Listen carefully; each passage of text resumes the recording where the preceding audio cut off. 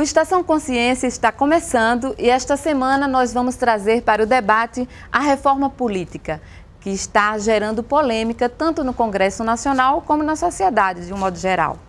A reforma política é um conjunto de propostas debatidas no Congresso Nacional para tentar melhorar o atual sistema eleitoral e político brasileiro. Entre os temas estão sistema eleitoral, financiamento eleitoral e partidário, coligações, alteração das datas de posses, entre outros. O caráter polêmico da maioria das propostas é responsável pelos sucessivos adiamentos das votações, atrasando mudanças com relação ao tema. E os nossos entrevistados são o professor de História da UFPB, Flávio Lúcio, e também a representante da Frente para a Reforma Política, na Paraíba, Joana Dark da Silva. E além dos nossos entrevistados de hoje, nós também consultamos a população e 2 vereadores aqui de João Pessoa para saber o que eles pensam a respeito da reforma política. Vamos conferir? Financiamento de campanhas políticas, o fim das coligações partidárias, o voto aberto no Congresso Nacional e a reeleição do Executivo. Esses e outros temas estão sendo abordados no plebiscito proposto pela presidente Dilma Rousseff para a reforma política no Brasil. Mas será que a população sabe o que significa essa reforma política e quais as mudanças ela pode trazer para o país? Isso nós vamos saber agora. O senhor sabe o que significa essa reforma? Sabe do que se trata? O que é que a presidente está propondo? Não sei não. O senhor gostaria de ter mais esclarecimento sobre o assunto? Não me interessa muito não. Mas o senhor queria que tivesse mudanças políticas, por exemplo, no país? Tem que ter, para que nossos políticos melhorem, tem que ter reforma, porque se não tiver vai continuar sempre como está. Tem que mudar mesmo, porque do jeito que tá as coisas aí não pode ficar do jeito que tá, né? O senhor sabe o que significa essa reforma política para o país? Sei. A reforma política, como o próprio nome diz, quer dizer mudança da política, onde a presidente quer a participação do povo por meio de um plebiscito, que poucos sabem o que significa. O plebiscito vem do latim plebiscito, que significa decreto da plebe, usado na Roma Antiga para o voto obrigatório, passados em comício só para plebeus. Hoje, o plebiscito também tem a participação popular, só que agora todos podem opinar através do voto e ajudar ou não na aprovação ou criação de uma norma. Essa eleitora diz que a reforma se faz necessária para o avanço contra a corrupção. Se o povo não tomar uma posição e resolver a situação, o país, a tendência é piorar, cada dia que se passa. A reforma política também é assunto entre parlamentares. A reforma política é necessária e urgente. É necessário que você reveja os mandatos, financiamento de campanha política, a questão da coligação, que se pretende que só faça coligações no segundo turno. Isso vai fortalecer, evidentemente, todos os partidos menores principalmente. Então é necessário que escute a população e, conjuntamente, pensemos na melhor forma de fazer essa reforma política. Sou a favor e o quanto mais rápido possível, melhor. Antes de fazer a reforma propriamente dita, tem que instruir a população, educar a população para que ela vote conscientemente. Por exemplo, o que é um voto distrital, quais são as consequências de um voto distrital, o que é um não financiamento de partidos políticos, o que é uma não coligação, o que é uma coligação. Enfim, a população deve estar ciente do que ela vai votar efetivamente, para que a gente não caia no velho conto de votar sem saber o que está votando e ir pela maioria. Não, a população deve ser instruída, deve ser educada para que ela possa fazer valer realmente o seu poder de cidadania. E isso é extremamente válido, né? Mas tem que ter uma educação prévia.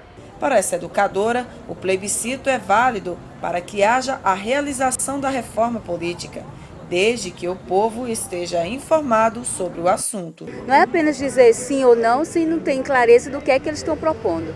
Porque depois que for aprovado, qualquer coisa pode ser aceita como que já foi aprovado, mas não é bem assim. A reforma é dentro daquilo que a gente quer modificar, e não só o que eles quiserem trazer para nós. O Senado encomendou uma pesquisa, junto com a Datafolha, onde consta que 68% da população se coloca a favor da quebra do voto obrigatório. O que vocês acham? A população está preparada para isso ou haveria um esvaziamento das urnas? Eu sempre ressalto a luta da sociedade do século XIX, aqui no Brasil, nas primeiras décadas do século XX, da luta por conquistar, por ampliar o direito ao voto, né? Aqui no caso do Brasil, por exemplo, as mulheres passaram a ter direito a voto em 1934 apenas, né? Então, o voto não deve ser encarado como um dever, né? Um sacrifício que as pessoas fazem em dia de eleição. As pessoas têm que encarar o voto como um ato de cidadania, um ato em que eles resolvem participar da vida política do país e se envolver nos grandes temas, nas grandes questões que normalmente são decididas nas eleições. Então é muito preocupante esse debate sobre a obrigatoriedade do voto, porque, por exemplo, em países onde o voto não é obrigatório, como nos Estados Unidos, por exemplo, às vezes chega ao ponto de menos da metade da população participar dos processos eleitorais e deixar para uma minoria, muitas vezes, decidir os destinos de uma nação inteira. Então, eu acho que é preciso, não acho que o voto obrigatório seja um empecilho à democracia no Brasil, muito pelo contrário, né? Eu acho que o voto obrigatório deve ser mantido exatamente para que as pessoas continuem a participar das disputas eleitorais, participar ativamente no debate dos grandes temas brasileiros, paraibanos, municipais, pessoenses, para que quanto mais gente participe e decida os destinos do país, do Estado, da nação, mais democrático e teremos uma perspectiva melhor no futuro de solucionar os dilemas da política e da sociedade brasileira. Você concorda com isso, Joana? Concordo plenamente com o professor. E eu vou um pouquinho além. Acho que para além do exercício do voto, que é poder escolher seu representante, a população brasileira, ela tem exercitado desde a nossa última Constituição da década de 80, outros espaços de participação. E ela quer ter voz, né, para poder também opinar sobre os destinos da nação.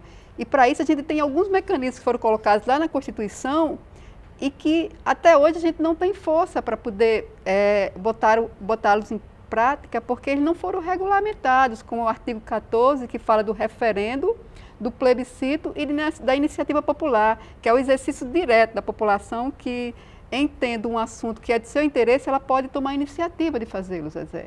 E o que é que o plebiscito, da forma como está o plebiscito e o referendo, a gente depende exclusivamente do Congresso para poder se pautar as questões. Ou seja, de novo, a população brasileira fica refém da democracia representativa. O exercício que a gente está criando no Brasil de democracia é para que a gente possa ter acesso direto. Então, para isso a gente precisa de um plebiscito onde a gente não dependa do Congresso, a convocação. O referendo, da mesma forma. E a iniciativa é um absurdo. Hoje a gente tem uma iniciativa popular para poder, como ficha limpa, como o Flávio colocou, para a gente poder pautar a ficha limpa no Congresso Nacional, que era uma questão de interesse nacional, a gente precisou arrecadar 1,5 milhão de assinatura. Porém, apesar desse esforço todo, quando ele chega no Congresso com 1,5 milhão de assinatura, isso ainda depende de um parlamentar para tramitar. Que democracia direta é essa se a gente depende de novo do representante? Então, isso também é um dos motivos que a gente quer discutir reforma política, sociedade. Só que a gente vê que nesse espaço de democracia participativa hoje, existe um descompasso entre todo o mecanismo de discussão de orçamento e das propostas e também com o legislativo. O que a gente define, Zezé, nas conferências, parece que os governos pouco levam em conta, senão o povo não estava na rua agora, porque as conferências têm aprovado medidas e políticas públicas extremamente avançadas para a sociedade, só que boa parte daquilo que é colocado, isso não se viabiliza nos orçamentos. Então, me parece que a gente foi capaz de avançar para além da democracia representativa e do direito de exercer o voto e escolher um representante. Então, hoje a gente tem outros mecanismos e a gente precisa avançar nessa perspectiva de fortalecer esses outros espaços de democracia. Parece que a gente está caminhando para uma democracia direta, né? Uma democracia onde o povo realmente possa opinar, participar, né? O mecanismo de participação hoje se resume ao voto, né? Quer dizer, o cidadão, 4 anos, 2 anos, se levanta no domingo, deposita seu voto na urna e para por aí a sua participação.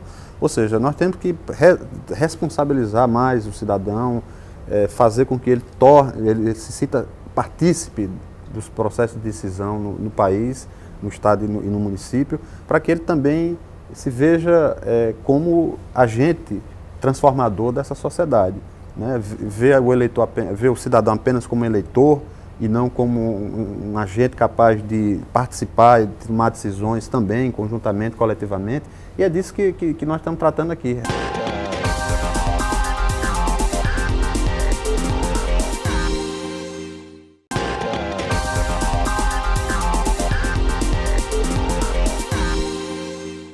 Estamos de volta com o programa Estação Consciência, que hoje discute o projeto de reforma política aqui no Brasil.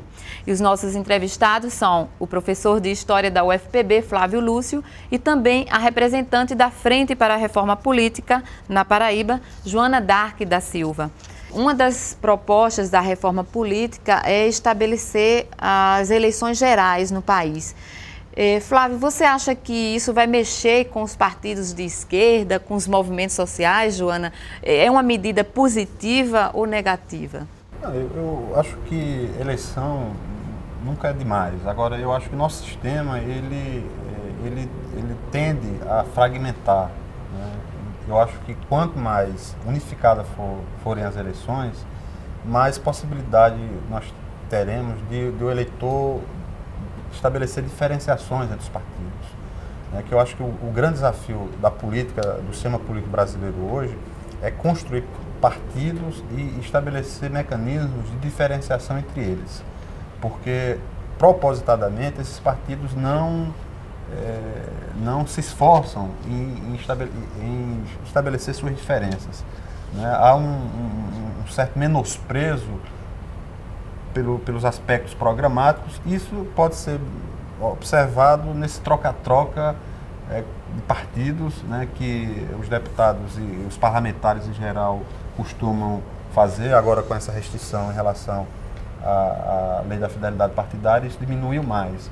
Mas mesmo assim isso não se acabou, né? Então é preciso que nós criemos mecanismos. Então, por exemplo, a discussão sobre listas partidárias, é importante que isso seja definido, né, para reforçar que os eleitores prestem mais atenção nos partidos do que nas personalidades políticas, nas pessoas dos candidatos. Porque normalmente isso é uma coisa bastante comum. Você pergunta a qualquer pessoa na rua ou na universidade, qualquer aluno da universidade majoritariamente vai dizer que prefere votar em pessoas do que em partidos, o que é um erro, porque não são as pessoas não estão ali representando a si próprias, elas estão representando projetos de sociedade, projetos, né, visões de mundos, ideológicas e tudo mais.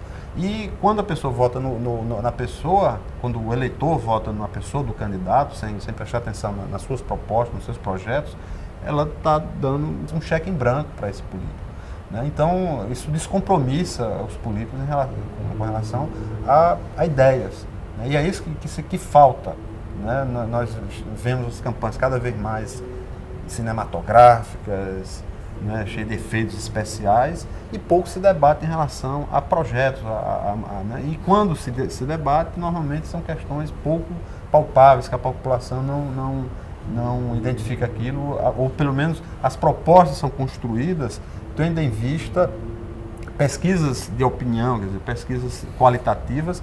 Então, os programas são definidos em função já previamente do que o eleitorado quer escutar, do que propriamente daquilo que os partidos defendem.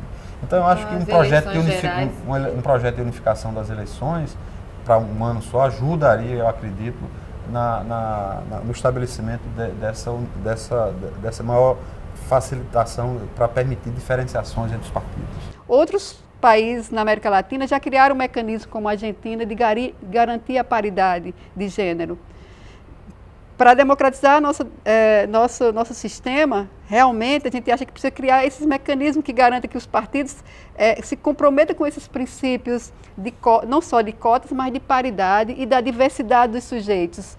E que os recursos desses partidos sejam distribuídos por esses conjuntos de sujeitos. Então a gente quer ver um congresso, a gente quer ver uma Câmara de vereadores com cara do nosso povo. E não só com os donos das riquezas, que são profundamente concentradas. Que representa essa diversidade. Então, se você quer uma política, né, que desconcentre, você tem que criar mecanismos. Então, esse é um sistema pensado para favorecer os grupos que ficaram no poder até agora.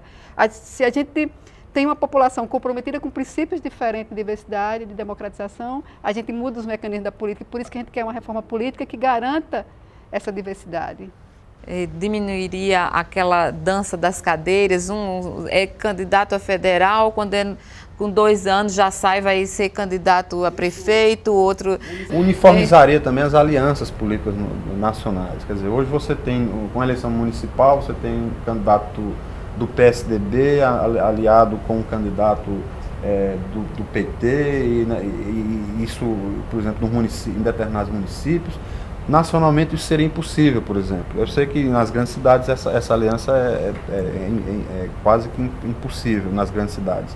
Mas a gente tem que ver o Brasil como um todo, como um conjunto, né? Impedir que os partidos se movam em função de suas contingências, de seus interesses contingenciais, né? E fazer com que essas alianças elas tenham um conteúdo programático e se baseiem nesse conteúdo para existirem.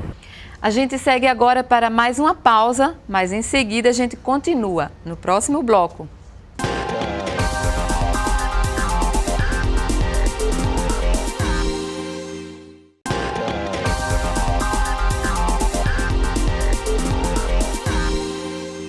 Essas eleições gerais mobilizaria mais gente? Como é que ficaria o movimento social? Atingiria de alguma forma? Acho que a gente tem discutido um pouco perspectivas que possam fortalecer as cartas programáticas. A gente fazer com que as eleições elas deixem de ser midiáticas, né? Para poder voltar a ter programas onde a gente saiba em quem está votando, o que está defendendo. E aí, se a gente pode ter um conjunto de sujeitos que se comprometem com o projeto, né, a nível local, do município, a nível estadual e a nível nacional, então me parece que a gente tende a reforçar um projeto e uma compreensão do que eles estão propondo para a sociedade. Me parece uma boa saída. Mas para além disso, enquanto mecanismo, eu acho que além de casar os períodos das eleições, a gente precisa criar mecanismos que fortaleçam os partidos nessas cartas programáticas. O país é uma nação grande, com uma diversidade de sujeitos políticos. Então, é muito importante que, além desse alinhamento, a gente possa ter, por exemplo, partidos que possam fazer coligações programáticas, ideológicas, não situacionais. Então, a gente poderia ter um período onde esses sujeitos fariam aliança por um período de tantos anos, de forma que, quando terminasse a eleição, se esse grupo fosse desfavorecido, como é hoje, ele já rompe, porque ele não foi atendido nos seus interesses, não no seu princípio programático. Então, me parece que a gente tem que criar esse mecanismo que os partidos sejam fortalecidos em cima de programas ideológicos, para além de combinar períodos, né? Mas, para além disso, a gente precisa que os partidos se comprometam com princípios de programas ideológicos e mecanismos de democratização internas, onde você saiba que todos os partidos, por exemplo, vão obedecer uma lista com determinados sujeitos que vão seguir aquela carta programática. O que a gente tem hoje é que as pessoas alugam as siglas. Nenhuma proposta em si ela é boa, né, por si só. Ela tem que ser atrelada a um conjunto de outras regras que a gente tem que pensar quem ela está favorecendo. Então, para a gente, então, das organizações sociais, se agora não sai uma reforma política nessa amplitude, a nossa luta é essa, né, de seguir aperfeiçoando a democracia nessa perspectiva, porque não vai ser uma ficha limpa, como a gente foi capaz de trazer à cena política, que resolve. Então, criada a ficha limpa, a gente está vendo, né, Flávio, o quanto a gente tem que se movimentar ainda para fazer valer né? E isso não resolve porque daqui a pouco já se acha um mecanismo para driblar, né, a ética que os sujeitos têm que ter, né, no exercício do que é público. Muito obrigada pela participação de Joana Dark e de Flávio. O seu Estação Consciência de hoje fica por aqui e não deixe de acompanhar a programação da TV Cidade. E se você quiser ainda, pode rever o programa de hoje na reprise do Estação Consciência, que vai ao ar todos os domingos. Até a próxima semana!